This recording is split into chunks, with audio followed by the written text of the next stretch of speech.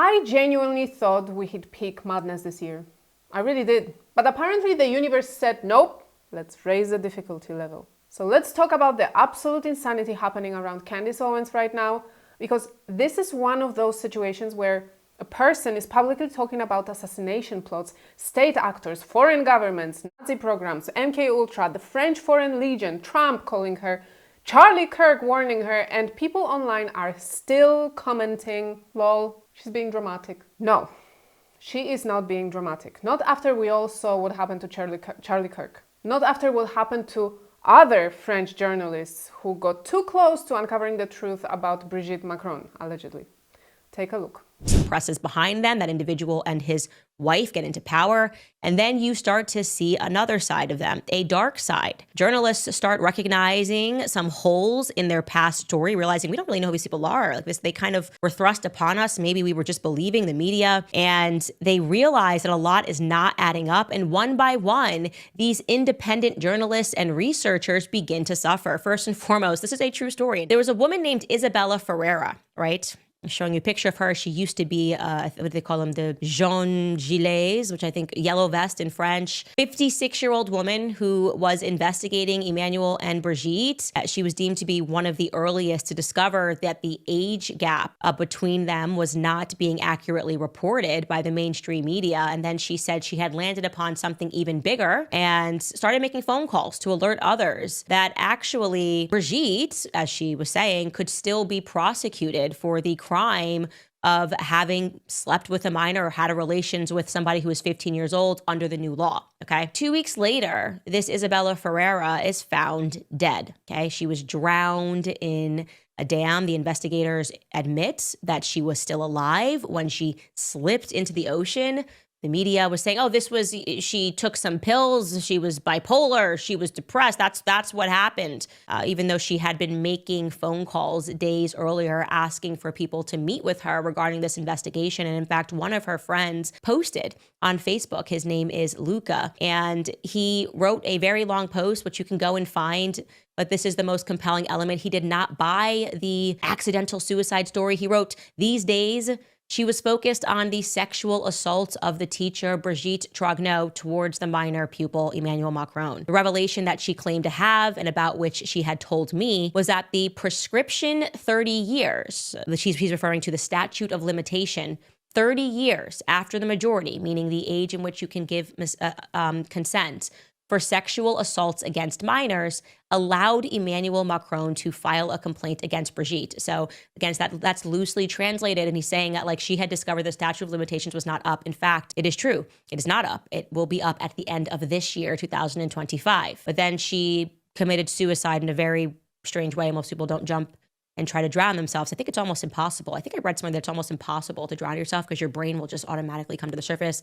At the end of 2025, we are in November. We are 1 month before this whole case expires, before Emmanuel Macron still can file a complaint against Brigitte.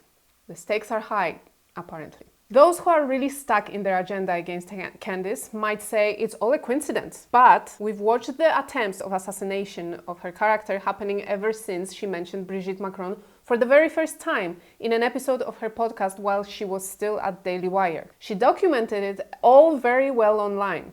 Things got too insane level as soon as she started investigating Charlie Kirk's case. My whole X feed was filled with people calling her crazy, Jew hater, deranged, ungodly. Pastors in churches, reverends, rabbis all preached to hate Candace Owens, that she's evil. Receipts of payments for those have been released as well. So it's all true. It was an active campaign against Candace, a multi-level campaign. Whether you love Candace, hate her, or you're just watching the circus from a distance, a person publicly claiming that multiple governments plotted to end her life and half of the internet reacting with, meh, attention seeking. That's evil. Then she got 2 warning letters from Macrons. Then they sent Charlie Kirk and President Donald Trump to convince her to stop talking about Brigitte. Then she got sued. French basically tried everything to stop her from talking. It didn't work. By the way, Candace allegedly was a target of shady tactics before as well. Project Veritas dropped a supposed leak where someone they claim is Mary Barr Daly plots to blackmail Candace. Mary Bardaly is the daughter of Bill Barr, the former US Attorney General under Trump. Mary herself was a senior DOJ official and a federal prosecutor. So yeah, not a random person. Take a look at those texts. So the texts that are incoming are allegedly from Mary. Hi, I need you to start working on the redacted and Candace Owens case. Question mark. Armstrong will give you the commands, but we need to focus on black and redacted first. So it's some short name. Work with Armstrong on this. Send some underage girl to secure him. He's an easy target. The harder one is Candace because she's very resistant. Gather the group to come up with a good strategy, but don't waste time. For redacted, it would be good to have something we could use to put him in jail. So that person answers, I don't want to be on that. Then another text from allegedly Mary. Have you been working on the issue with Candace Owens? We need to blackmail her faster. Classic has been very affected. Tell Armstrong to send the photographer to follow her and also follow her husband. Classic is another political commentator that sued Candace. I'm gonna tell you more about it later, but they kind of had a feud. Candace called her a prostitute or madam online, so Classic sued her for $20 million and lost. Imagine someone calling you a prostitute online and you sue them for defamation and then you can't prove it's not true. Anyway, so then this person answers, AW want to know if they need to focus on Candace or that's someone, redacted. Candace first. I am so angry at her and I can't stop thinking if the things she says about Classic are taken seriously, they will investigate the use of money in the election campaign. We have to bring out material to destroy her reputation before she gets to us. But this recording is not verified. There's no court case, no official investigation, nothing confirmed by mainstream media. So for now, we put it to the side. It is crazy though in the text when it says, send some underage girl to secure him. What? Like it's an everyday thing they just do? Maybe it is. Their normal is not our normal. So Candace dropped a few posts over the weekend. I'm going to read some of them. Let's start. First, she says, there will be no official response from Élysée Palace because what I have shared is true and I have evidence to support my claim. I even have names. They are likely trying to figure out where the leak came from. We are talking about the murder of citizens for speech. She says she has names, she knows the alleged assassins, and she claims these were joint state operations involving France and Israel. All right. In another tweet, she says, I am told that payments for assassinations are running through the Club de Send in France. This means there is a paper trail, and I encourage the patriots of France to do what you can do to uncover it. I would again like to stress that there was a French female assassin, but also a male Israeli assassin that were selected to kill me. These are joint state operations. These are all big accusations, guys. I'm not claiming I believe all this. This is true. These are facts. I'm just reporting to you, okay? Another tweet said, I have informed people in the federal government and the White House of the France and Israeli assassination plot, and I am willing to provide full details as well as the name of the assassins and international accounts in France and Canada through which money was exchanged. Beyond that, I have shared more information with the public regarding the Brigitte story I was investigating at the time of Charlie's assassination. This is all available on my Instagram stories. Thank you all for reaching out and praying for my family.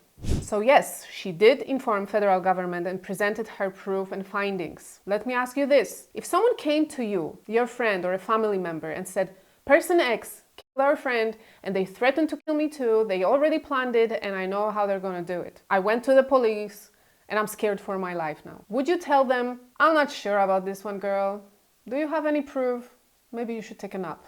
Because that's what's happening on X right now, a lot. I think it's because people didn't watch Candace's series Becoming Brigitte and don't realize how far her investigation took her, especially the things she didn't release yet. So she described it all in her Instagram stories.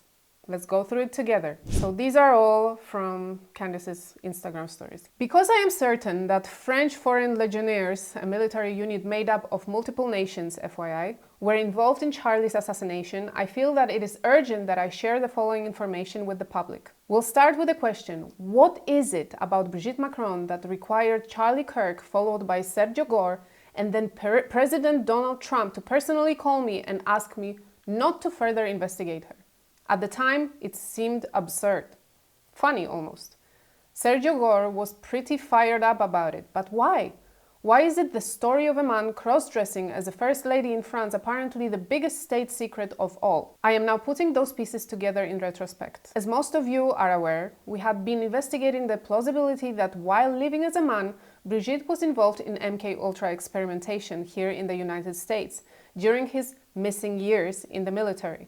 We were further confused by Brigitte's family origin story. The story told to the public, for those of you that don't know, is that Brigitte Trognier hails from a family of generational chocolatiers from Amiens, a bakery that has been running since the 1880s.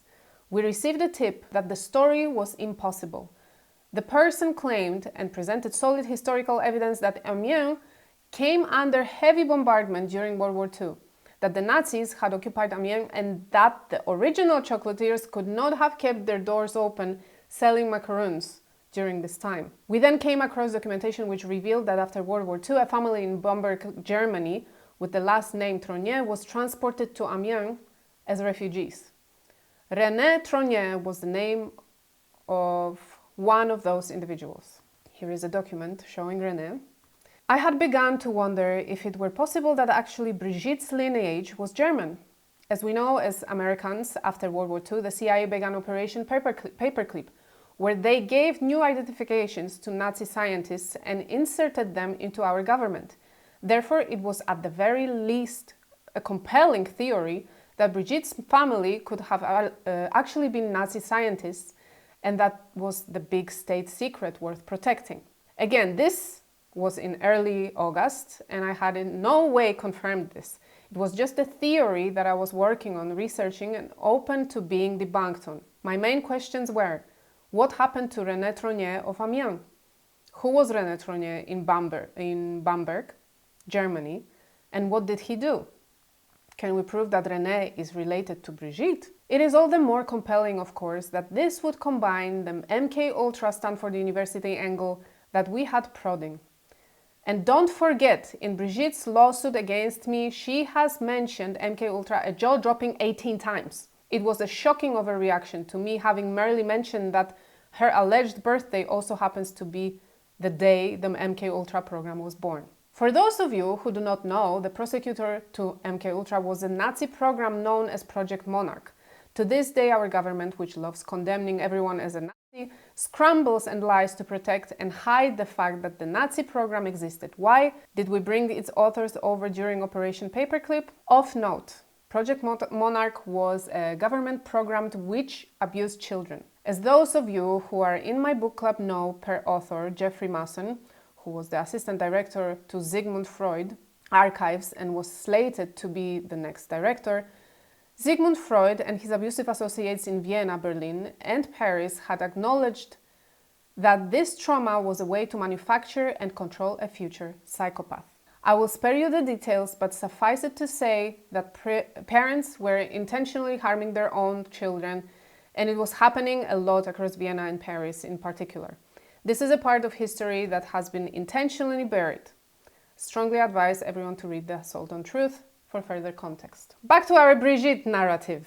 After raising this interesting point regarding Brigitte's family chocolate business publicly, I then received another tip. I would like to be clear again that I have not confirmed that tip, but Brigitte having a connection to Israel somehow would make sense given the protection he is afforded and the extraordinary lengths taken to guard something so obvious like her true gender.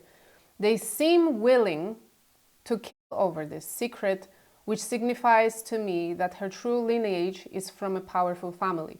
Israel is the only nation that I feel has the pull to demand that Trump call me. It is also the nation that would have had Sergio Gore call me, and Charlie Kirk. What I am utterly confounded by is the unnecessary deceit. If Trump has simply called me and said Brigitte is a state asset and we need you to protect that information and at this time as a matter of national security, I would have done it, she says.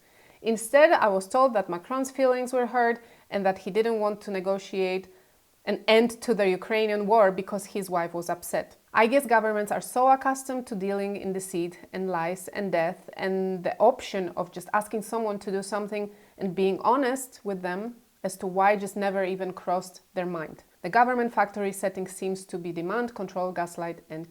Anyway, I wanted to share all of that information publicly because with the French and Israeli assassination information, which I shared with the federal government today, I am realizing that the story of Brigitte Macron, which I stumbled upon quite innocently, is about a lot more than a trans woman who groomed Emmanuel Macron. And then she says finally, and I wonder if things would have been different if Charlie had shared with the public who exactly he thought was going to kill him in the 24 hours leading up to his death. He expressed this to multiple people in his inner circle, but he didn't inform the public. I wish so badly he had told me directly. I know that was a long read, but at least it's documented. Now it's on the internet in this video, so even if her stories or posts will be taken down, we have read them together right here. So she's connecting all of this to why Charlie Kirk begged her to stop investigating, why Sergio Gore freaked out, and why Trump supposedly called her. And again, I am not here to validate any of this. I am simply telling you what she's posting publicly in real time, while half the internet is scrolling past it like it's a cat meme, or accusing her of being dramatic. Here, take a look at some examples. Here's one of the comments. Candace wishes she was the target. Then she could pretend she was relevant among anyone other than a few Twitter grifters. Seriously. Laura Loomer, the sweetheart of X community. As I said last month, we are so close to finding out that Tyler Robinson is actually Brigitte Macron. You see what they're doing? They're like trying to ridicule it, so it seems like it's ridiculous, so people stop believing it. You know what I mean. Finally, Kimberly Classic that I mentioned before. Candace Owens could very well have a threat against her life. The problem is she has cried wolf and exaggerated so much of her content, 60% of ex-users don't believe her. It's an unfortunate reality she brought upon herself. It's disgusting. So like I told you, Kimberly Classic actually sued Candace for defamation. Candace called her a madam and a stripper in 2021. Kimberly lost. So yeah, shut up if you were never able to prove Candace lied, including in court. Anyway, this is an ongoing case and I'll do my best to keep you updated. And as always, I want to know what you guys think. Do you agree with Candace's critics that she's lying?